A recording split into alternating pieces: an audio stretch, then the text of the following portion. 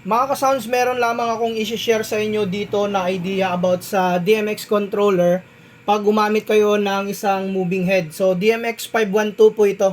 So, wala pa kasi ako nakita na nag-demo nito. So, ngayon ko lang din ito nalaman na yung purpose pala ng 2 and 4 po dito sa ating DMX is for adjustment pala ito. Halimbawa, ito po yung 1 and 3 na ito, ito kasi yung kanyang pan.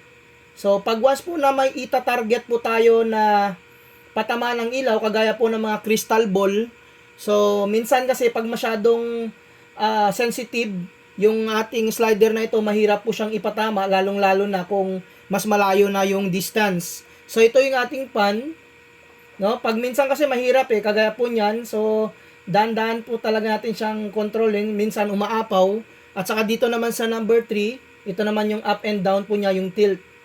No, yung adjustment.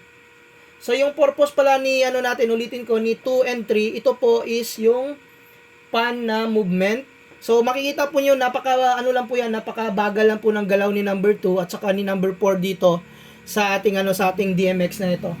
So, yung purpose talaga nito pala, halimbawa, hindi natin matarget ng maayos, yung, halimbawa, dito, gumamit tayo dito sa pan po niya, at saka hindi natin ma-target ng maayos yung, halimbawa, crystal ball, no? Papatamaan natin yung crystal ball.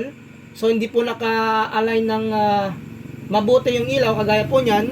So, pwede kayo ditong mag-adjust sa number 2. So, dahan-dahan po yang mag-adjust, kagaya po niyan. Ayan. So, yan pala yung purpose po niya. And then, halimbawa, kung gusto nyo naman na patas-taasin po, no? Hindi po na center ng maayos, pwede nyo pong i-tilt. So, kagaya po nito, ayan. Mag-tilt po tayo. Yan. Makikita po ninyo, gumagalaw po siya ng bahagya. So, yan po yung purpose po niya. Lalong-lalo na kung gagamit po tayo ng mga crystal ball. So, hanggang dito na lang yung video natin. Peace out.